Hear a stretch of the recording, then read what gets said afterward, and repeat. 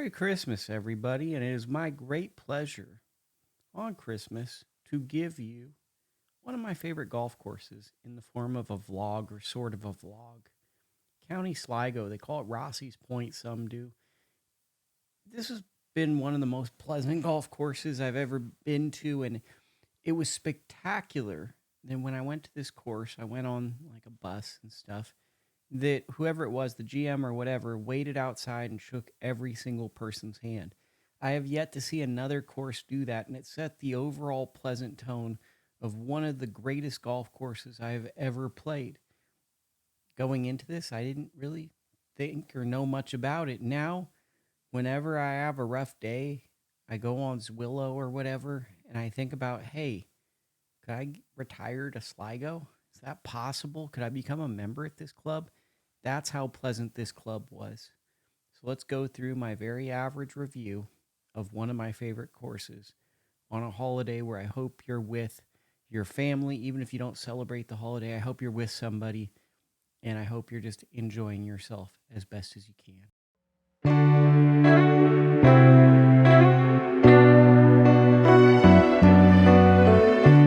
So County Sligo, Rossi's Point is a course that I had very little expectation for. In fact, I was like, man, this is probably going to be the throwaway course of my outings, albeit every course was exceptional that I played in Ireland. But I thought this would be like the one where it's like, ah, man, this is going to be more generic, more whatever. I couldn't have been further from the truth. What makes this course exceptional, as I said before, is everyone's very pleasant and it's a nice vibe, albeit Carn and Enniscrone, which you're seeing next week, rival them in terms of that. But that's just this region. But they set the tone with the personalities. Then the golf holes, you start out and you have three kind of up and down holes, and then you hit this thing called the jump, which you will see. And from there, you go to a more flat piece of property. The wind is going. You've got tons of ocean views, which I sometimes overrate ocean views. I'm like, it's nice to look at, but I'm from California. Ocean views here are super awesome. And then there's a tabletop mountain that one of these poets, I want to say it's Yeats. Yeats wrote poems about this mountain. He was from there. It's just a really beautiful course that almost is the way I describe it is there's almost four golf courses within the course. And I'm saying a lot to say a little, but you start out with the opening stretch of holes, then you do the jump, which is its own type of hole. Then you have these long, brutal holes that beat you down. And then you go to this next part that's more sea oriented, that kind of reminded me of Spanish Bay, but a lot of courses in Scotland remind me of Spanish Bay, so that's probably a lazy comparison. And then you go inward and you get to that final stretch, which is the strongest part, and it's like a different set of holes. So what I love about this course is the different variety, the different types of holes, the way that it changes up on itself, using a piece of property that I think a lot of people could easily have made a very boring and generic golf course. This is anything but. And it's a course that if I go to Ireland, I'm going to plead to try to get back on this course. I'm going to want to get back there because out of all these world-class courses, probably the two that make me want to go back the most that I've played, Pine Pinehurst number 2, struggle to say that, and County Sligo. And it's strange because County Sligo is not one of these big famous courses, but I quite loved it. More reasonable rate, obviously given. Green speeds are really good.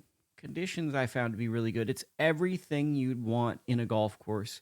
And honestly, it's everything you'd want in a link style experience. So let's go to my footage. You're going to see me hit some golf shots. Oh boy. And let's check it out. So I'm quite enthused when I'm showing you the practice green, and this might be the gold standard of a practice facility. I was having such a zen warm-up at this practice facility. I actually wanted to film myself chipping at this chipping green because that's how fun I was having, how much enjoyment I got from it. You look out at, I don't even know what that is. Is it a lake, Atlantic Ocean? Who knows, but it's quite beautiful. This is what you'd call a sunny day in Ireland, so if you don't like it, then that would be tough. I'm waiting for myself to appear on the screen. That would be quite delightful at any moment. And here I am. So you got me with the 58 degree wedge, the ping, the glide wedge, of course, purchased from Kepler's Golf in Walnut Creek. That's where you should buy all of your golf equipment. They're not a sponsor, but if you like getting fair and equitable prices, that's a good place to go to. This was just a great place to chip because I don't know what it is. The view's great. The greens ran really well, and I was just sitting here and I wanted to chip one in for you, but couldn't quite. But that was just such a zen chipping experience. First hole, I believe, is right here. It goes up a little hill. It's everything I like. And I think there's a type of golf, you know how Dave Portnoy likes the thin pizza? I like garden golf. I think that's my apex mountain. I think the courses I really like feel like really fancy golf courses in a rich guy's garden. And this has a lot of those features with sea involved or water features. As you can tell, lots of elevation and slope on these greens.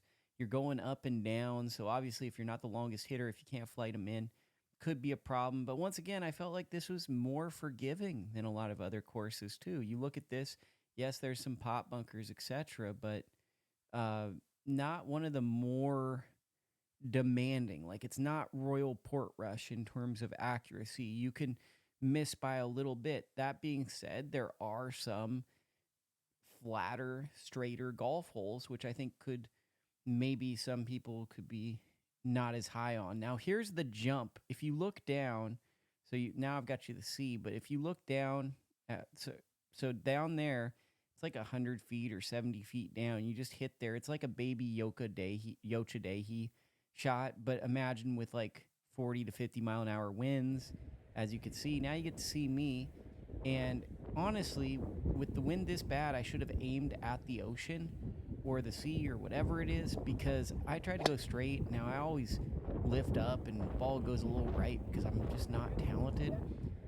But that wind is really strong. So a slight miss turns into something really bad. Now you're going to get to see me play out of a bunker, which this is a treat for me because I don't remember this, but this must have been a very unique golf shot because I sat down a camera and wanted to play out of it. And this is kind of also, if you're an American or if you're not used to playing it, always got to fluff the lie when you're on vacation. You always got to fluff the lie. But this is part of the experience, right? Is getting boned, hitting a shot that doesn't seem right. Indecision, right? We got the camera can't focus. I can't focus. Some real good indecision going on. And that is kind of the tourism element of golf is I'm playing these courses, I'm experiencing hard shots, and there I got it out. And that's just, okay, mission accomplished. I don't remember that shot anymore, but that must have been a really, really hard, unique shot for me to play. And that's kind of what it is. That's kind of what I've learned link style golf is getting a good shot, not rewarded, and having to play out of it. And that kind of sums it up. So there we go. Here's some more of the greens. I love these little, like, I don't even know what to explain them, but they're just like pothole bunkers right in front of the greens. Now we're starting to go through this stretch. I believe this is the hole that a caddy told me that Rory McIlroy on that last hole drove the green once. There's all these Rory McIlroy legends. Here's a great hole, and then you start to see that tabletop mountain, and I wanted to see that tabletop mountain so bad because I had heard about it and watched videos, and I do get to see it at one point. It's quite neat. So here's more of the holes. To me, this is just everything I'm looking for in a golf course.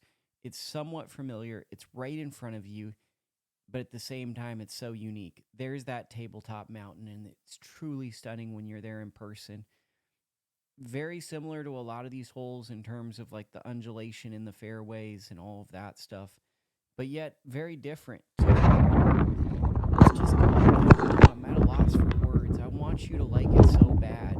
This is, as I can see on the sign, the 12th hole, and it must have looked absolutely really awesome. So I was like, man, I'm going to hit a great shot here, and it's going to feel really good. And I remember this shot did not go very well. I can tell I'm already lined up a little wrong. And I remember this went super right. Yep. And that is oh, buddy, what are we doing here? And I think that also speaks to the course, right? When you play a course and you're not playing well for the whole round and you still end up having a good time, it says something about what the course is. Now, as I vaguely remember, you see that lighthouse off in the distance. It just felt like a fond friend bringing you near. And for those that think the Classic Club has wind in the afternoon, this is the wind I was playing in. So, Ireland kind of changes you for your idea of what wind is. That's another good thing. This is the last part of the course, and it's more flat. And this was my favorite because I kind of warmed up. I loved this par three. Hopefully, I get like a few more details of it, but it has like a little moat, and it's just very, very strategic with little pothole bunkers. Big fan of pothole bunkers. Big fan of subtle greens that fit into the landscape, a unique little moat, and I walked away with a par, which like then you're like, oh, it's the best hole in the world. There it is, once again, another great view of this. And I love this. Who's that guy? That's me. That's me at County Sligo. I love the course. I had one of the people with me get a photo of me carrying my bag at County Sligo. It actually happened. I believe this is the 17th, which kind of ends in like a amazing Coliseum style finish. And then here's me on 18, just ending towards the lake. And once again, you're gonna see my patented knockdown shot. I think I put that to the front of the green. What a pleasant experience. I absolutely love this golf course so much, and I hope I did justice. Okay, so that is the County Sligo review. That is the vlog. Let me know in the comments. Let me know where you want. I've started production, okay, on some Northern California based golf vlogs coming up. But how did I figure out where to go? Because of everyone who's watching and people showing enthusiasm for me getting back into doing this vlog. So right now I'm going to ask you to take about 2 seconds, leave a comment, and tell me if you want me to go to a golf course in the comments. If I've already gone there, be like, hey, we'd like you to do it, but document this about it or something. Because I have a lot of golf courses I've played. If you haven't seen one of those old vlogs, quality maybe wasn't there or whatever, let me know. And then I can go back and do that. That would be great. Next week, we have our last course in Ireland before I head to Scotland. How about that? So, for New Year's Day, you will get to see another incredible Irish golf course, Enniscrone, a course that warms my heart, and it was my first course that I ever sat foot on playing in Europe. It will always have a special memory, and it is one course that really you shouldn't miss if you go to Ireland. It is special. So, what better way to start the new year than with Enniscrone Golf Club, a course that I will always hold near and dear to my heart. If you're enjoying these vlogs, if you find them helpful, please, please, please subscribe to the channel. Share it with your friend. Email it to them. Tell them about it. Text them. And leave that thumbs up. We're trying to get into the algorithm. So, once again, even if you don't celebrate the holiday, thank you for spending time with me, and I hope you found this enjoyable. Until next week, this is Lukie. I'll see you at the links.